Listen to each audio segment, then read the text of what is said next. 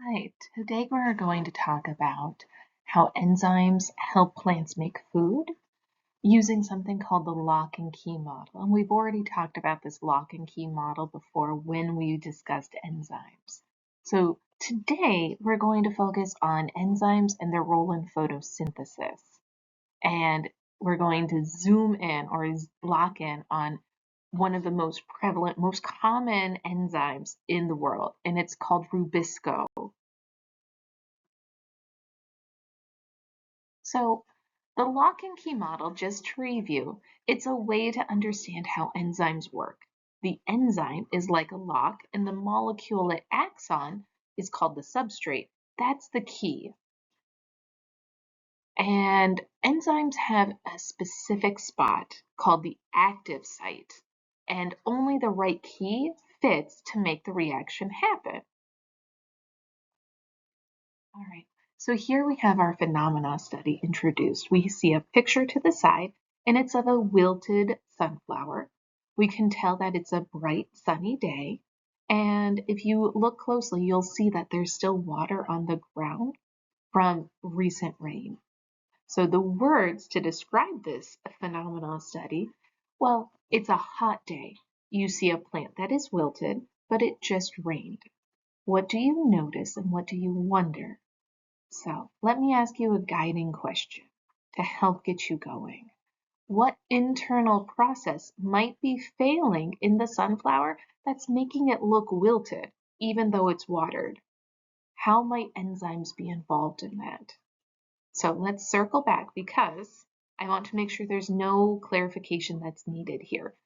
So because it's been recently watered, this plant has gone through a rain season. Well, if it's been watered, the turgor pressure isn't the reason for it being wilted.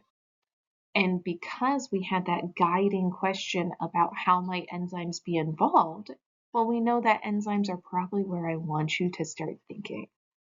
And remember, when we talked about enzymes previously, we talked about things that can impact how enzymes function. Well, remember, two of the big things that can impact how an enzyme functions is pH and temperature. So what's the day described as in this phenomenal study? So hopefully you have some good I notices and some good I wonders.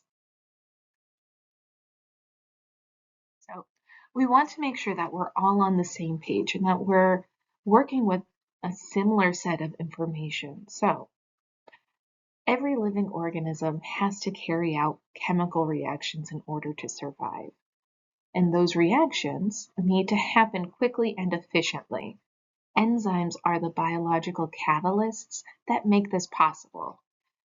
And what this lengthy recall statement really means is, well, if it's alive, it's using enzymes to build things, break things down, and that's keeping whatever the organism is alive. And remember, enzymes are in prokaryotic and eukaryotic cells. So they're in all living organisms. So now that we did a little bit of a review, let's think back to that wilted sunflower from our phenomena study that we started. If it's not wilted due to low turgor pressure, what else could cause this? Enzymes. Enzymes are impacted by both pH and temperature. If it is excessively hot, you might see wilted plants. And they might be wilted not because of a lack of water, but due to their enzymes being impacted by temperature instead of water pressure. So here you see the lock and key model applied to photosynthesis. In all plant cells, during the Calvin cycle, the enzyme RuBisCO helps capture carbon dioxide from the air. Think of RuBisCO as the lock and carbon dioxide as the key. When carbon dioxide fits into RuBisCO's active site, it helps create a molecule that then can become glucose or sugar that a plant can eat. So, what is RuBisCO? RuBisCO stands for ribulose bisphosphate carboxylase oxygenase. And that's a very long thing to say. So we just call it RuBisCO. And it's an enzyme found in the chloroplast of plant cells, specifically during the Calvin cycle, which is the second stage of photosynthesis.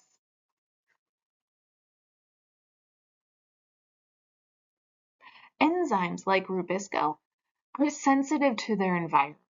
If the temperature is too high or the pH is off, the lock or its active site can change shape. So that means that the key, or carbon dioxide, in the case of photosynthesis, can't fit. When that happens, the plant can't make food effectively. So everything has to work together in tandem. So to wrap up, enzymes are like locks and their substrates are the keys. In photosynthesis, RuBisCO must work correctly for plants to produce glucose. If the lock is broken or melted by heat, the key won't fit and the reaction won't happen.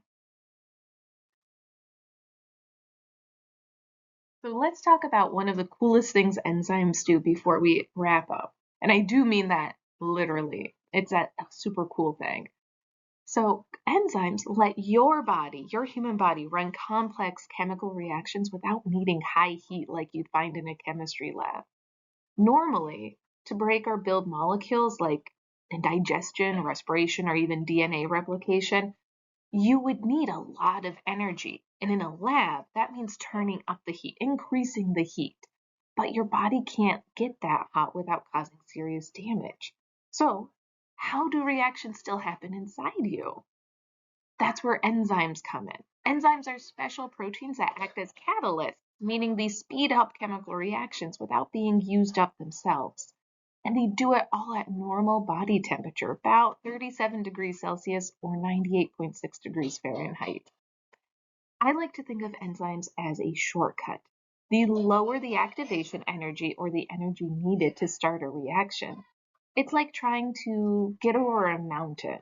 Enzymes flatten the mountain for you, so it's easier to get over that mountain because the enzymes have flattened it.